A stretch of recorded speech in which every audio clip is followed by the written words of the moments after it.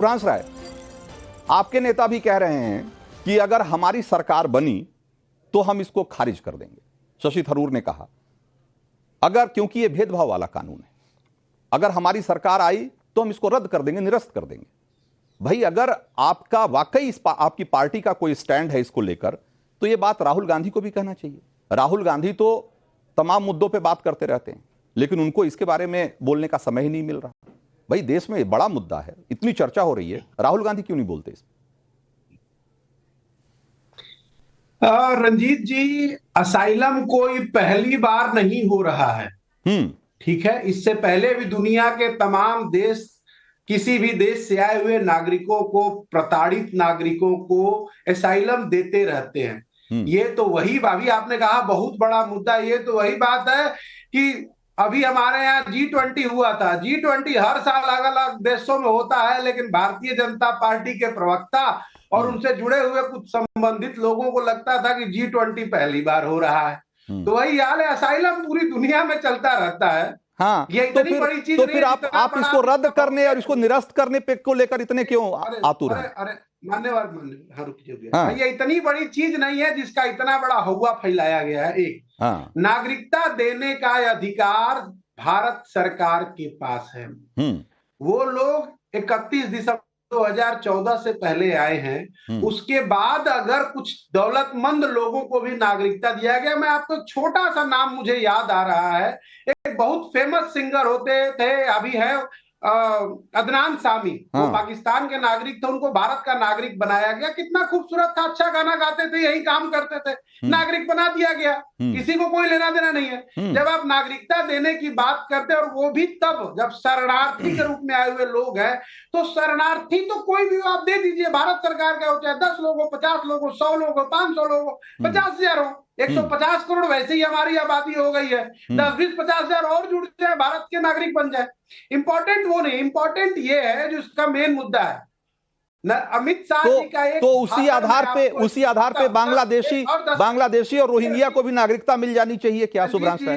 रंजीत जी, flow को मत तोड़िए, सुन लीजिए। मैं वही तो कह रहा हूं कि आप कह रहे हैं कि जो आ रहे हैं सबको नागरिकता दे दीजिए, तो भाई उसी आधार पे 1.5-2 करोड़ बांग्लादेशी हैं, कुछ रोहिंग्या हैं, कई लाख, उनको दे देना चाहिए। मान्यवर, आपने अभी कहा कि आप इकलौते देश नहीं हो जो लोगों को नागरिकता देते हो शरणार्थी। हाँ ठीक तो है, वही तो मैं कह रहा हूँ। हाँ, पूरी दुनिया देती है। असाइलम का मतलब यही होता है, लेकिन उसका आधार होता है ना, उसका आधार होता है। आप असाइलम लेते हैं, आप जाकर उनको एक अपना वैलिड रीजन बताते हैं कि भाई मैं इस वजह से वहां खतरे में हूं और मुझे नागरिकता दें। रंजीत जी, थोड़ी बहुत नॉलेज मुझे भी है, मुझे ही देने दीजिए ना भाई। हाँ तो बोलिए, पढ़ दीजिए, मैं चुपचाप सुन लेता। अच्छा नहीं तो ठीक है, हाँ बोलिए ना, आप अपनी बात रखिए, लेकिन आप उस सवाल का जवाब दीजिए, उस सवाल का जवाब दीजिए तो मजा आएगा लोगों को। हाँ, किसी भी नागरिक को नागरिकता देने का अधिकार उस देश की सरकार को है। हाँ। यहाँ भारत सरकार उनको नागरिकता देगी। अगर वो नागरिकता के मानक पे खरा उतरता है तो नागरिकता मिलेगी, नहीं मिलता है तो वापस जाएगा। बेसिक सा सवाल है। एक बात। हाँ। दूसरी बात, विरोध का कारण या शक संशय कहाँ आता है? अमित शाह का एक बयान था, आपने बाकी तो अमित शाह का एएनआई पॉडकास्ट दिखाया, लेकिन ये नहीं दिखाया जिसमें अमित शाह कहते हैं कि क्रोनोलॉजी को समझिए। पहले एक कानून आएगा, उसके बाद पेट से निकले हुए बच्चे को पेट में घुसाने की कोशिश की जाएगी। ये कौन सी क्रोनोलॉजी है? सवाल आपके नियत के संदेह पे है। आपकी पिछले 9.5 सालों से सरकार है, एक दौलतमंद नहीं, लेकिन सुब्रांश राय अभी अमित शाह ने तो खुद ही कहा कि भाई एनआरसी का तो सवाल ही नहीं है, अभी तो सीए की बात हो रही है। तो भाई सिर्फ आप मंशा पे, नियत के आधार पे आप फैसले करेंगे क्या? नियत को कोई जानता है क्या? नियत का कोई पैमाना है क्या? भाई एक राजनीतिक फैसला है, उसका राजनीतिक जवाब होना चाहिए। एक राजनीति में मंशा बहुत जरूरी जो है, उसी अमित शाह का बयान है ये। हाँ। कि पहले सीए आएगा, उसके बाद एनआरसी आएगा, नंबर 1। नंबर 2, सवाल ये पैदा होता है कि भारत सरकार को दिक्कत कहां थी? जब आप अदनान सामी को भारत का नागरिक बना सकते थे, तो उन हिंदुओं ने आपका, सिखों ने, पारसियों ने आपका क्या बिगाड़ा था कि उनको आपने संजय गांधी के टीले पे पिछले 10 सालों से बिठा रखा है? इसका मतलब भारतीय जनता पार्टी ऐसे ही लोगों को तो तरजीह देने की बात कही जा रही है सुब्रांश राय कि पहले नेचुरलाइजेशन की प्रक्रिया 11 साल चलती थी, अब कहा गया कि भाई नहीं, थोड़ी तरजीह देंगे इनको, हम 5 साल में कंसीडर करेंगे। भाई आपको तो इतनी तकलीफ क्यों हो रही है आपको?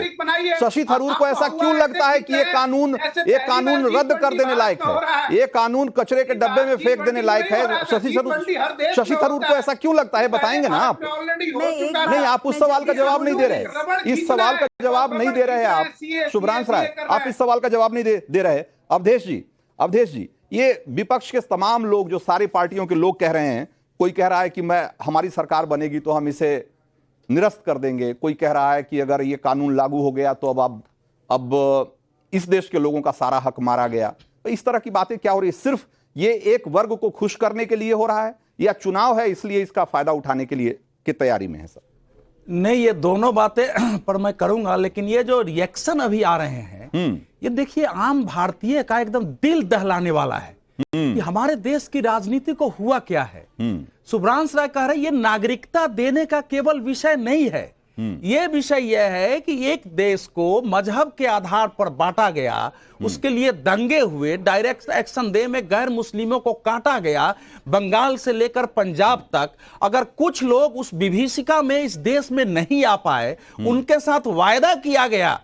मोहम्मद अली जिन्ना ने संविधान सभा में वहां कहा कि आज से जो भी हुआ इस्लाम के नाम पर बटा है, लेकिन मस्जिद मंदिर सब रहेंगे, गुरुद्वारे रहेंगे, जिसको जाना जहां जाना है जा सकते हैं, सभी धर्म अपने अनुसार पालन करके जी सकते हैं। अगर वो स्थिति नहीं बनी है तो विभाजन के लिए जिम्मेवार जो लोग थे, क्या उनका परिणाम उनको भुगतने के लिए छोड़ दिया जाए? पहला प्रश्न तो यह है। दूसरी बात, इसलिए नागरिकता का केवल प्रश्न नहीं है कि कहीं कोई आ जाए। हमारे देश में 1955 का नागरिकता कानून है, उसका जो भी पालन करेगा उसको मिलेगा। दूसरी बात कि उससे जब लोग भाग करके आते हैं तो वीजा पासपोर्ट लेके नहीं आते हैं, चिपते हुए मार खाते हुए आते हैं। और हमारे देश में बिना वीजा पासपोर्ट के आने वाले के लिए नागरिकता देने का प्रावधान नहीं है। 2 कानून है 1946 1920 का कि उनको डिपोर्ट कर दिया जाएगा या जेल में डाल दिया जाएगा, तो इसलिए अलग से कानून बना पड़ा। तीसरी बात यह है कि उस समय एक भूल हुई भारत सरकार से कि नागरिकता देने के लिए 19 जुलाई 1948 का डेट तय कर दिया गया। उस समय महात्मा गांधी जी की दुखद हत्या हो चुकी थी, नहीं तो महात्मा गांधी जी का मैं डेट कोट कर रहा हूं, जरा ये लोग जो कह रहे हैं ना, मैं इसमें डेट कोट करके बता रहा हूं कि क्या महात्मा गांधी जी ने बहुत साफ साफ कहा है कि अगर वहां सिख और हिंदू नहीं रहना चाहते हैं तो वहां से इनको लाया जाए। 26 सितंबर 1947 महात्मा गांधी, भारत का दायित्व है कि उन्हें यहां केवल रहने ही नहीं दे, उनके लिए रोजगार सहित अन्य व्यवस्थाएं करें। बिल्कुल। अच्छा, तो ये आप ये कहना चाह रहे हैं कि बेसिकली पड़ोसी देशों में जो लोग धर्म के आधार पर प्रताड़ित किए जा रहे हैं, उनकी प्रताड़ना को उसको स्वीकार कर, उसको एक तरीके से माने। में सुनिए हाँ। भारत का ये दायित्व है, भारत ने ये वायदा किया हुआ है। हाँ, अंबेडकर जी ने साफ उस समय कहा, नेहरू जी अंबेडकर का पत्र है, अंबेडकर जी ने कहा कि वहां जिस ढंग से अत्याचार हो गए हैं, मुसलमान बनाए जा रहे हैं, वहां से आने से लोगों को रोका जा रहा है, आप लाने की व्यवस्था करें। नेहरू जी ने कहा कि मैं पूरी कोशिश कर रहा हूं वहां से लोगों को लाने का, लेकिन वो लाया नहीं गया, क्योंकि अक्टूबर 1950 में लियाकत के साथ एक समझौता हुआ। लियाकत खान ने वायदा किया था कि हमारे यहाँ अल्पसंख्यकों को पूरी सुरक्षा दी जाएगी। हमारे यहाँ पूरा वायदा हुआ। 9.7% मुसलमान आज 15% के आसपास है, 15% के आसपास 2% के नीचे हैं। बांग्लादेश में 22% का ये, तो वहां वायदा नहीं हुआ है। तो बिल्कुल पूरी दुनिया जानती है अवधेश जी इस बात को कि भाई पाकिस्तान और बाकी जो इस्लामिक देश है वहां किस तरह की प्रताड़ना हो रही है। जो वहां गैर मुस्लिम लोग वहां बच गए या रह गए विभाजन के बाद, वहां किस तरीके से जोर ज्यादती और जुल्म के शिकार रहे हैं वो, किस तरीके की किन परिस्थितियों में उनको भागकर हिंदुस्तान में या दूसरे देशों में शरण लेनी पड़ती है, ये किसी से छिपी हुई नहीं है। अभी मैं देख रहा था कि अमेरिका की एक रिपोर्ट कहती है, जो रिलीजियस फ्रीडम रिपोर्ट है, वो कहती है कि दुनिया में अगर धर्म के आधार पर सबसे ज्यादा प्रताड़ना कहीं होती है तो पाकिस्तान में होती है।